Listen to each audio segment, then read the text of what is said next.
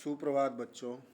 आज हम एक नया अध्याय शुरू करेंगे रासायनिक बल गतिकी, जिसके अंतर्गत अभिक्रिया का वेग, वेग को प्रभावित करने वाले कारक, सांद्रता, ताप उत्प्रेरक, अभिक्रिया की कोटि और आणविकता, वेग नियम तथा विशिष्ट दर स्थिरांक, समाकलित वेग समीकरण और अर्ध आयु, केवल शून्य और प्रथम कोटि की अभिक्रियाओं के लिए पढ़ेंगे।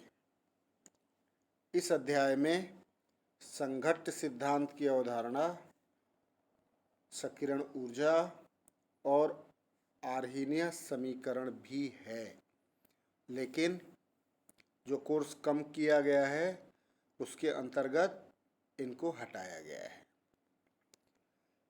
देखते हैं परिचय। कोई भी रासायनिक अभिक्रिया हो रही हो, उसमें जो अभिकारक पदार्थ हैं उत्प्रेरक में परिवर्तित होते रहते हैं तथा अभिक्रिया स्वतः चलती रहती है, स्वतः प्रवर्तित होती है या चलती रहती है। रासायनिक अभिक्रिया उस तरफ बढ़ती है जिस तरफ मुक्त ऊर्जा में कमी होती है। सभी प्रकार की रासायनिक अभिक्रियाओं की गति एक समान नहीं होती है। साधारणतः सभी क्रियाएं अलग अलग गतियों से संपन्न होती हैं। कुछ की गति तीव्र है तथा कुछ की गति मंद है। जैसे जितनी आयनिक अभिक्रियाएं हैं, उन आयनिक अभिक्रियाओं की गति अत्यंत तीव्र होती है, जबकि जो आणविक अभिक्रियाएं हैं, उन आणविक अभिक्रियाओं की अभिक्रिया दर मंद होती है।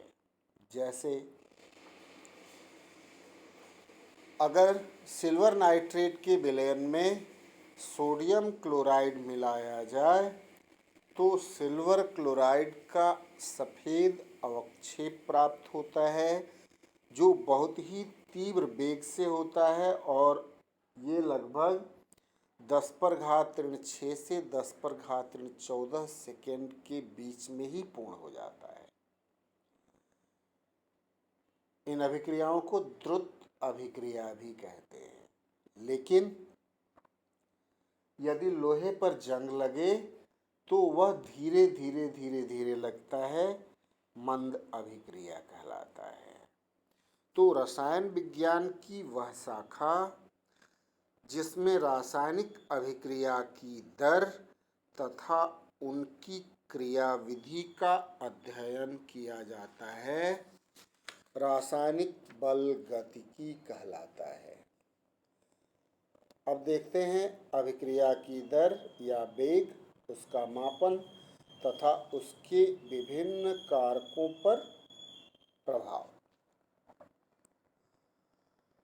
किसी भी अभिक्रिया की अभिक्रिया दर या अभिक्रिया वेग से मतलब ये है कि किस दर से कोई भी अभिकारक उत्पाद में परिवर्तित हो रहा है।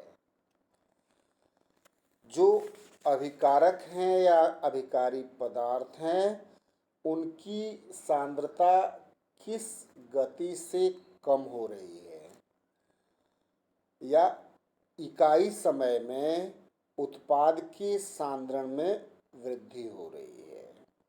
परिभाषा के लिए हम कहते हैं इकाई समय में किसी भी क्रियाकारी पदार्थ या किसी भी उत्पाद के सांद्रण में होने वाले परिवर्तन को अभिक्रिया का वेग या अभिक्रिया की दर कहा जाता है।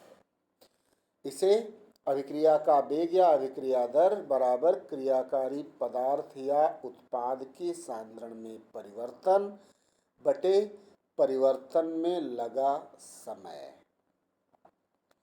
इसके जो उत्पाद हैं वो सांद्रता बटे समय यानी मोल प्रति लीटर प्रति सेकेंड या मोल प्रति लीटर प्रति मिनट या मोल प्रति लीटर प्रति घंटा में भी कर सकते हैं, लेकिन मिनट तक ही करते हैं। रासायनिक अभिक्रियाओं के बल गतिकी का जो अध्ययन है उसे दो प्रकार की अभिक्रियाओं की दर का प्रयोग किया जाता है। इसे औसत दर या तात्क्षणिक दर भी कहा जाता है। अब हम देखते हैं, ये बता दिया मोल प्रति लीटर प्रति सेकंड या मोल प्रति लीटर प्रति मिनट। औसत दर को किसी निश्चित समय अंतराल में प्रति इकाई समय में किसी भी क्रियाकारी पदार्थ या किसी भी उत्पाद के सांद्रण परिवर्तन को अभिक्रिया की औसत दर कहा जाता है। अर्थात औसत दर बराबर क्रियाकारी पदार्थ या उत्पाद के सांद्रण में परिवर्तन बटे परिवर्तन में लगा समय। जैसे मान लेते हैं कि कोई सामान्य अभिक्रिया है, A is equal to B, अभिकारी पदार्थ A है और उत्पाद B है, तो A के सांद्रण में जो कमी होगी उसके लिए औसत अभिक्रिया दर होगी बराबर A के सांद्रण में परिवर्तन बटे परिवर्तन में लगा समय, या यहाँ देखिए A के सांद्रण में कमी के रूप में, तो A के सांद्रण में कमी बटे परिवर्तन में लगा समय। A के मोलर सांद्रण में कमी मान लेते हैं A2 minus A1 delta A है, परिवर्तन में लगा समय T2 minus T1 delta T है। तो जो औसत अभिक्रिया की दर होगी ये होगी माइनस डेल्टा A बटे डेल्टा T। इसी प्रकार से B के सांद्रण में वृद्धि होगी, जो औसत अभिक्रिया दर होगी वो B के सांद्रण में परिवर्तन यानी वृद्धि बटे उसमें लगा समय। अगर डेल्टा T समय अंतराल में B के सांद्रण में होने वाली वृद्धि डेल्टा B है तो औसत अभिक्रिया दर जो होगी वो डेल्टा B बटे डेल्टा T में होगी। इसका मान धनात्मक होगा क्योंकि B के सांद्रण में वृद्धि होगी। अब हम इसे सामान्यतया जो A के सांद्रण में परिवर्तन की दर है या कमी है वह B के सांद्रण में वृद्धि होने वाली दर के बराबर होगी, या हम लिख सकते हैं अभिक्रिया का औसत वेग दर बराबर माइनस डेल्टा A बटे डेल्टा T बराबर प्लस डेल्टा B बटे डेल्टा T। अब देखते हैं अभिक्रियाएं जिनमें अभिकारकों तथा उत्पादों के स्टोइचियोमेट्रिक नियतांक समान होते हैं। अभिकारकों लिखा हुआ है वो अभिकारकों है। जैसे हम ये अभिक्रिया लेते हैं CO plus Cl2 is equal to COCl2 सभी गैसीय अवस्था में है। अब इस प्रकरण में क्रियाकारी पदार्थ तथा उत्पादों के स्टोइकियोमेट्रिक नियतांक समान है। जैसे मान लेते हैं औसत अभिक्रिया दर बराबर होगा कार्बन मोनोऑक्साइड के विलोपन की दर या क्लोरीन की सांद्रता में कमी या कार्बोनिल क्लोराइड की सांद्रता में वृद्धि। इसको देखो लिखा हुआ है अभिक्रिया की औसत दर बराबर माइनस डेल्टा CO बटे डेल्टा T बराबर माइनस Cl2 बटे डेल्टा T बराबर डेल्टा COCl2 बटे डेल्टा T। कार्बन मोनोऑक्साइड और क्लोरीन की सांद्रता में कमी तथा COCl2 की सांद्रता में वृद्धि को दर्शाया गया है। इसी प्रकार अगर देखें PCl5 is equal to PCl3 plus Cl2, यहाँ पर केवल फास्फोरस पेंटाक्लोराइड की सांद्रता में कमी होगी जबकि फास्फोरस ट्राइक्लोराइड और क्लोरीन की सांद्रता में वृद्धि होगी। इसलिए औसत अभिक्रिया दर बराबर माइनस डेल्टा PCl5 बटे delta t is equal to delta PCl3 बटे delta t is equal to delta Cl2 बटे डेल्टा टी। अब दूसरा देखते हैं, वे अभिक्रियाएं जिनमें अभिकारकों तथा उत्पादों के स्टोइचियोमेट्रिक नियतांक अलग अलग होते हैं। जैसे अमोनिया बनती है N2 + 3H2 is equal to 2NH3 gas. अब इसमें नाइट्रोजन, हाइड्रोजन और अमोनिया के लिए स्टोइचियोमेट्रिक नियतांक यानी इनके गुणक क्रमशः 1, 3 और 2 हैं। अर्थात नाइट्रोजन का 1 मोल हाइड्रोजन के 3 मोल के साथ आपस में जब संयुक्त होते हैं तो अमोनिया के 2 मोल का निर्माण होता है। इसलिए अमोनिया बनने की दर का मान नाइट्रोजन के संयोग करने की दर का 2 गुना तथा हाइड्रोजन के संयोग करने की दर का 2/3 गुना होगा, या 2 गुणे N2 के विलुप्त होने की दर बराबर 2/3 गुणे H2 के विलुप्त होने की दर बराबर NH3 के संभवन की दर। या इसको हम लिख सकते हैं 2 इंटू माइनस डेल्टा N2 बटे डेल्टा टी बराबर 2/3 गुणे माइनस H2 बटे डेल्टा टी बराबर डेल्टा NH3 बटे डेल्टा टी। अगर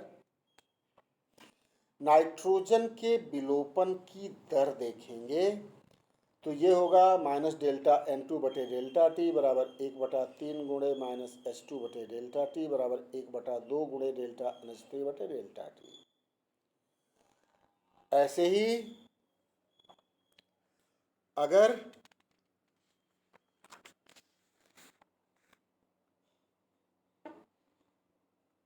अभिक्रिया की औसत दर को देखें तो ये बराबर होगी ठीक ठीक वही ऊपर वाली माइनस डेल्टा N2 बटे डेल्टा टी बराबर माइनस 1/3 डेल्टा H2 बटे डेल्टा टी बराबर 1/2 डेल्टा NH3 बटे डेल्टा टी।